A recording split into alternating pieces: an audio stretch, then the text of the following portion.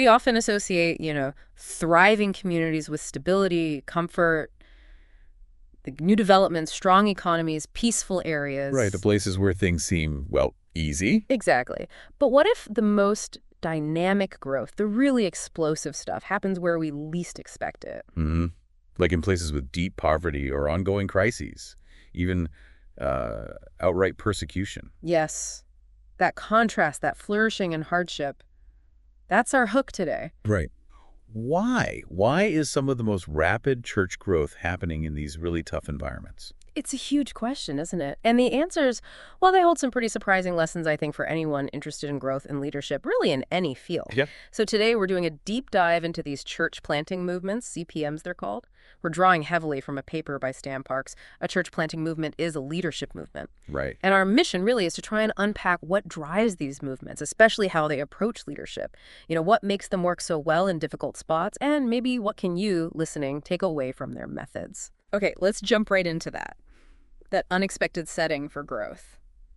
The paper really highlights this paradox, doesn't it? Decline or just stagnation where there's peace and wealth. Yeah, versus this incredibly fast spread in places facing real adversity.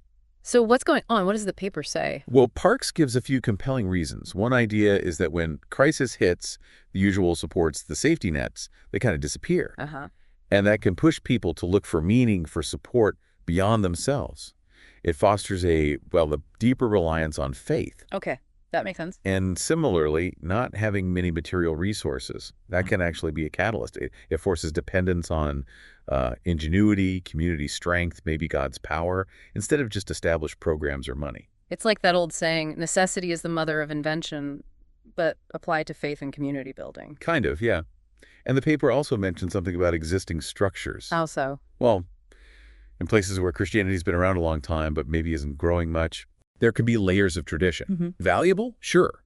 But sometimes they can maybe unintentionally slow down new growth. Ah, I see, like the weight of history. Exactly. Whereas in regions with fewer existing churches or traditions, the Bible itself often becomes the main guide, the primary source. It's more direct. So less filtering through centuries of interpretation or specific denominational habits. Precisely. It allows for a more direct engagement with the core ideas, maybe. Okay, let's unpack that. So it's not just about hardship creating need, but maybe also about a sort of freedom. Freedom from established ways. That could be part of it. It makes you wonder if sometimes, in our own work or organizations, the very things we build for stability, the resources, the structures, might accidentally make us less agile, less open to totally new ways. Could our strengths sometimes be our blind spots? That's a really critical question. Yeah. And it brings us right to the core idea of the paper. These church planting movements, they aren't just about starting churches. Fundamentally, they're about developing and multiplying leaders. Leaders from within the community itself. Yes, exactly. That seems to be the key. That feels like a huge distinction. Not just setting up shop, but igniting this self-sustaining engine fueled by local people. Precisely. Parks really argues that the long-term survival, the exponential reach of these movements, it all hangs on nurturing that indigenous leadership. Uh-huh. He quotes Victor John, a leader in a big CPM in North India, who basically suggests that Christianity's limited impact in India over centuries, despite being there so long, is largely down to a failure to really develop leaders from the Indian context. Wow, that's a strong statement. Centuries of presence, but limited reach because local leadership wasn't the focus. That's the argument presented. Yeah. And the paper gives historical examples like using Syriac in worship way back when. A language the locals didn't know. Right. Or this idea that local believers couldn't really be considered missionaries or hold the same authority as outsiders, things like that. And you can see echoes of that today, maybe, even if it's less obvious. I think so. That tendency sometimes to focus on maintaining the organizations we already have, maybe using familiar leadership models. Instead of actively fostering something new, led by people deeply rooted in their community. Exactly. And that statistic in the paper, it's quite stark. The budget one. Yeah, the average church spending something like 95% of its budget on its own members, its own programs. 95%, that's a lot focused inwards. It is. And it prompts that bigger question, doesn't it? For any movement, any organization, are we sometimes so busy maintaining what we have that we limit our ability to expand, to birth new things, new leaders? It's a tough question, but really important. So If CPMs are these leadership movements at their core, what makes their approach so effective? What are the key principles, Yeah. especially in these tough environments? Okay, yeah, let's get into those. The paper lays out several, and the first one is vision. Vision, okay. And it's not just any vision. It's often this huge, almost audacious, God-sized vision, like the belief that entire communities, even whole people groups, can be reached, transformed. Right. It's shifting the question from what can I realistically do to what actually needs to be done here. That's a big shift. It is. Focusing on the potential impact, Yeah. not just the current limits. And while maybe an outsider casts that initial vision, the real energy comes when local leaders grab hold of it, make it their own. You see how that applies anywhere, right? Starting a business, tackling a social issue, it often starts with a really bold vision. Absolutely. Okay, so vision is first. What's next? The next principle is prayer. Now, that might sound, straightforward in a religious context. Sure. But the level of emphasis in CPNs is really striking. The paper mentions a survey. Effective church planters in one large movement spending 2 to 4 hours a day in prayer. 2 to 4 hours daily. Daily.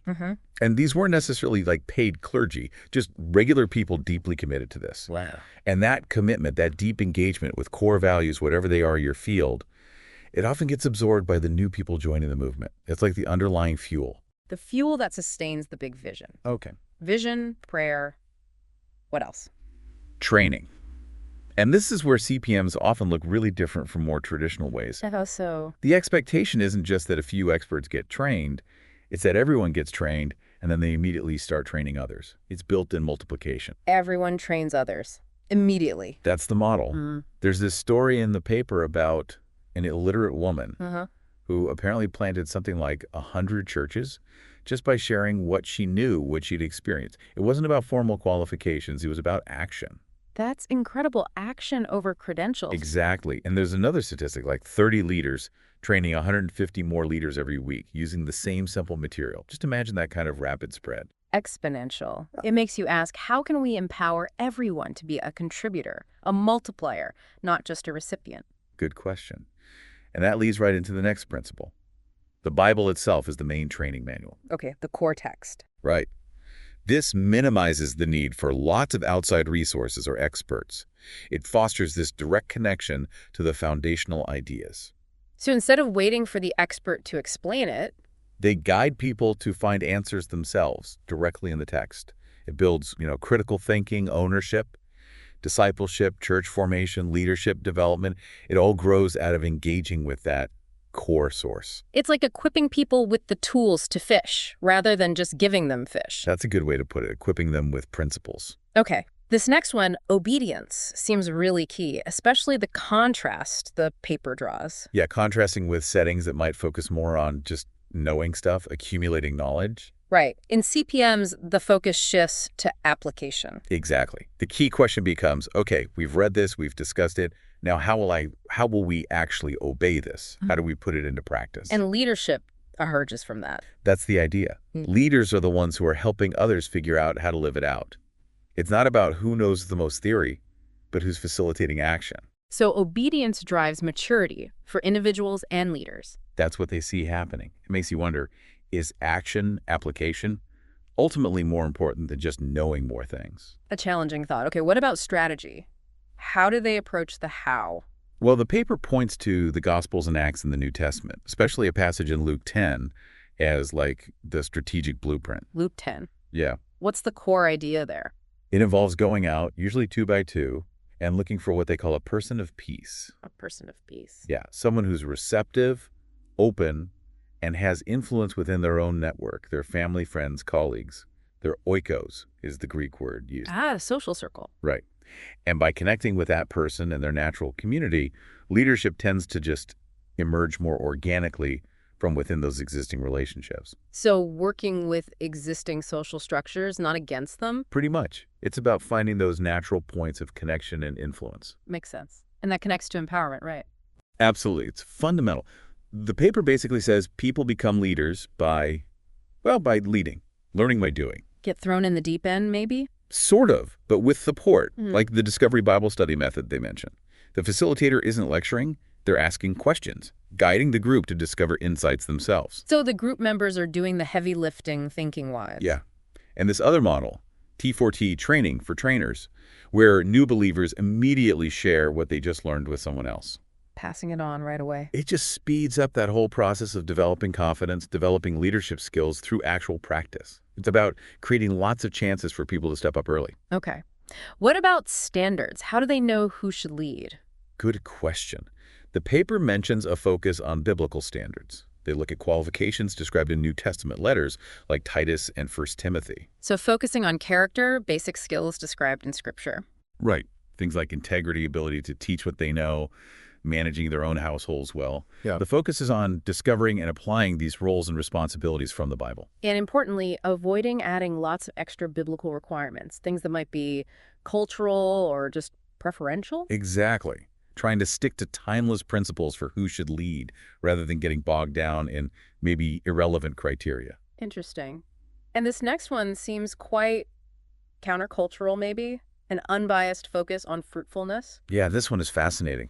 Leaders aren't primarily chosen or judged based on, say, their personality or their potential or their background. But on what they actually produce, the results. That's it. Tangible results. Yeah. The paper even notes that quite often the people who seem least likely on paper, they do not have to be the most effective, the most fruitful. So you can't always predict it. Apparently not.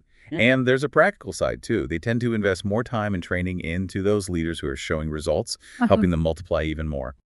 Focusing resources where they have the most impact makes you think about how we identify and really empower the people who are actually getting things done, regardless of appearances. Definitely. Then there's shared leadership. Not just one person at the top. Right. In many of these CPM churches, you'll find multiple leaders working together. This brings more stability, for one thing. Yeah, less dependent on one individual. And it just creates more opportunities for more people to develop leadership skills.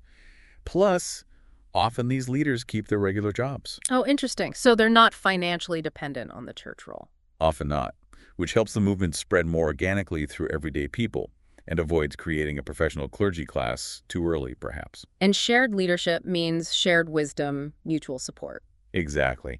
And they mention peer learning between churches, too. Leaders learning from each other. It strengthens the whole network. Okay, and the final principle ties it all together. Yeah, the ultimate focus on new communities, new churches. The whole point of developing all these leaders isn't just to have leaders. It's for those leaders to naturally, organically plant new groups. So leadership development serves the mission of expansion. Correct. And these new churches, they're often full of that initial passion, that reliance on the core principles. So they tend to just repeat the pattern. They start developing their own leaders to plant more churches. That's the cycle. It becomes self-perpetuating. And you see different leadership gifts emerge. Some focus inward, nurturing the group. Others look outward, reaching new people. A whole ecosystem of leadership. Kind of, yeah. So bringing it all together, the paper's conclusion, the big question it leaves us with. Yeah, it circles back to what can we learn from all this? Are we, willing to look hard at our own biases, cultural, organizational, whatever they might be? And maybe let the Bible or foundational principles in whatever context be the main guide for how we develop leaders and try to foster growth. That's the challenge. The paper suggests the potential is huge. Way more leaders, way more people reached or impacted if we follow these kinds of patterns. And it ends with a really provocative phrase, the small, small price of letting go of our biases for the sake of the bigger goal. Yeah, makes you think. What are we holding on to that might be getting in the way? Okay, so wrapping up this deep dive, the main takeaway seems to be that really dynamic growth, it often comes from unexpected places, tough places even. And it's deeply connected to empowering local leaders using clear, actionable principles and relying on core foundations. Right, and for you listening, these ideas, the power of a big vision, training that focuses on action, using foundational resources well, empowering everyone. These aren't just religious concepts. Yeah. They really do offer food for thought for anyone trying to grow something, develop people, lead effectively in any area of life or work. So the final thought to chew on, straight from the source material. What deeply held assumptions, what biases maybe, might you need to rethink to unlock new growth, new impact in your world? And what if the most effective leaders, the real drivers of change, aren't the people you currently expect them to be? Something to definitely reflect on.